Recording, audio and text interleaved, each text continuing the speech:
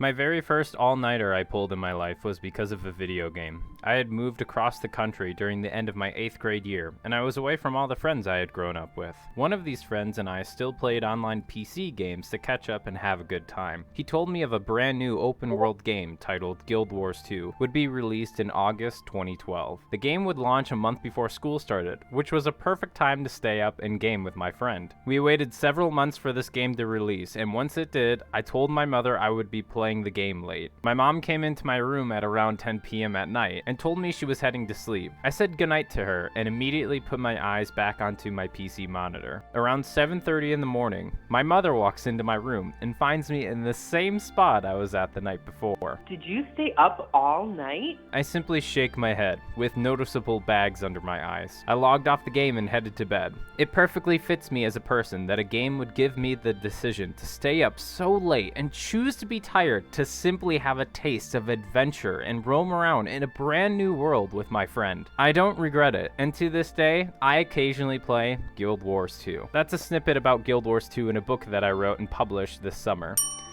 And now, Guild Wars is 9 years old, which is crazy. I remember this day just like it was yesterday. I recorded and took a lot of photos during these last 9 years of playing the game off and on, and I thought, why not show it with you guys?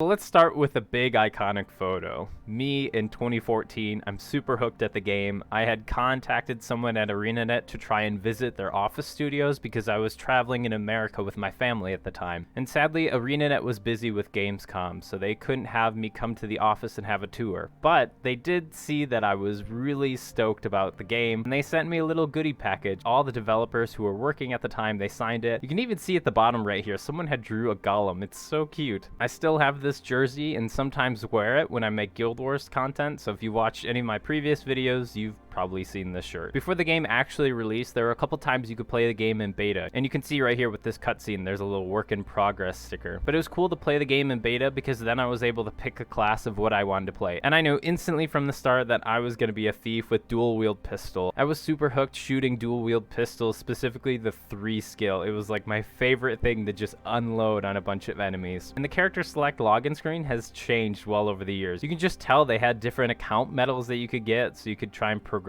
and really fill this up. It gave you a sense of achievement that you want to log in and see more things that you've unlocked. Here's something really interesting. This idle animation for the female characters, it actually doesn't exist anymore. Believe it or not, ArenaNet removed this idle animation, and I tried to dig up information as to why, and I found 2 reasons. The very first one is that the shoulder armor that you're wearing, sometimes it can clip through the character's head, and the second one, which I think is probably more plausible, is that the animation kind of distracted people from playing. What I mean by that is they thought that this animation was a bit too sexual, or it was sexualizing women, so they removed it from the game. Okay, now for this fiery sword, I wanted it so bad because I saw Ritlock have it, and I didn't know how to get the skin whatsoever, and I googled a bunch of things, and I realized I have to play a bunch of the original game to get it. So I bought that game off of Steam, and I tried to get as many of the points needed to try and unlock this skin. I think you need 10 points to get this skin, and once I finally got this skin, I was super thrilled with it. I started making alternate characters. I wanted to try and replicate Logan because I saw him in the beginning trailer of the game, and I was like, oh man, this would be really cool if I had a character that looked like him. So this is the beginning stage of my Logan replica, my very first replica. This encounter was super cool. I was like, holy,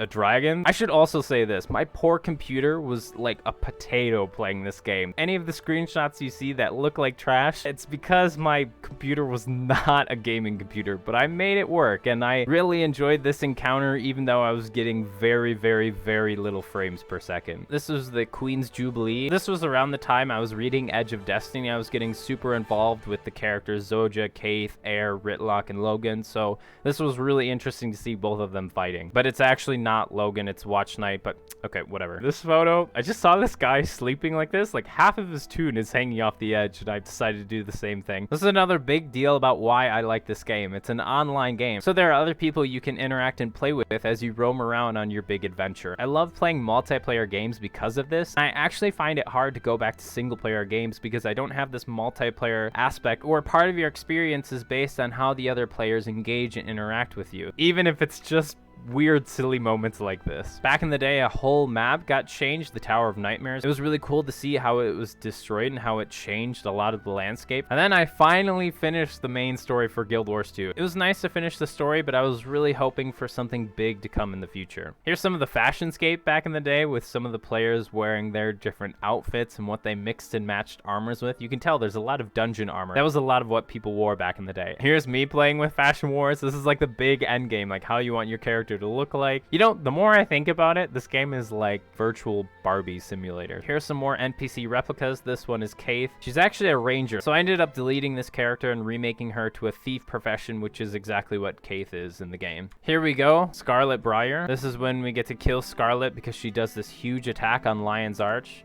Boom. I killed her. You're welcome. And it was really cool to go back to Lion's Arch and see it all destroyed because like a ton of people hung out in Lion's Arch. It was like the main place everyone went to. It still is, and a lot of people really miss this old Lion's Arch design, but I think the new design is not so bad. I really enjoy it. This is when my character tripped major balls. He took too much of whatever it was in the story instance. I remember there was a lot of hype going around saying, oh, these are all the different Elder Dragons and they might wake up in this order because of this cutscene. So this cutscene was really talked upon back in the day. This is when Ritlock goes bye-bye and he jumps into a hole into the mist and we don't see him until the beginning of Heart of Thorns. A lot of people were super hyped at Heart of Thorns. If you finish the story, it would play this quick little cutscene and then it said, come watch our live stream. And a lot of people were like, ooh, this is gonna be super cool. A new profession, gliding, all these different elements in an expansion. It really brought the hype back to Guild Wars and a lot of people ended up rejoining the game. If any of you play Kingdom Hearts, I tried to create Xehanort. He's like the main enemy of Kingdom Hearts. This was my attempt to try and make a replica of him. And then this was the beta where you could only play and test out the Revenant, which was super cool. And sadly, my drive ended up wiping, so a lot of my Heart of Thorns screenshots didn't get saved. However, I do have footage of me playing Path of Fire back in the day, and Path of Fire came out in 2017. Look at how I looked back then and look at me now. Like, it's about time a new expansion comes to Guild Wars. Here's my last batch of screenshots for you guys. I had a lot of friends join the game. Like, every type of friend that I was talking to, I ended up convincing them to play Guild Wars for a little bit. Maybe they only played for a week, some of them played for a couple months, and some to this day will jump in and out of the game depending on how they feel. In the beginning of the video, I talked about how I had a friend who played with me on launch day. This is actually his character right here. Having him log back in and play again with him was really cool since we had played so long ago back in the day. The community in Guild Wars is so big. I think at the end of the day, the social aspect of Guild Wars and just playing with other people,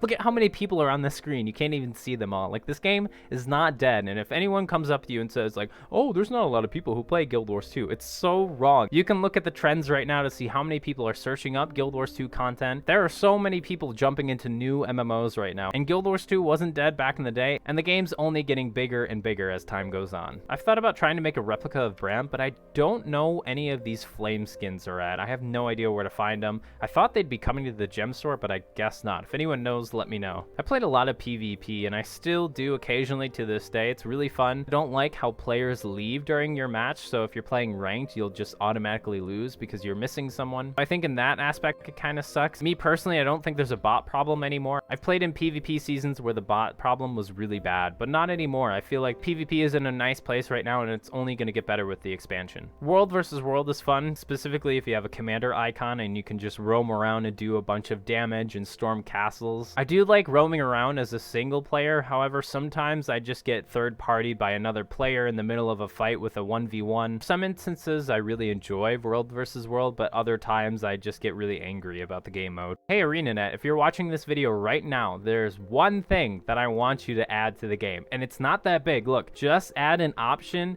where you can make your beard a different color. Please, is this too much to ask for? Look, you can do it. If you're quick in the game, I clicked the different color and the hair didn't change ASAP, so this is why you are seeing this right now. It's the game client taking a second to switch the hair color over to what I selected for the beard. So I know it is possible, you just gotta add the feature in the game. And last but not least, you see me in Eye of the North. My character's holding, oh, what is that? Ah, I see what he's holding. Yeah, you should definitely consider subscribing if you enjoy the content. If you're interested in reading more about the book that I wrote, the link is in the description on how you can get a copy. And, of course, stay hydrated, gamers.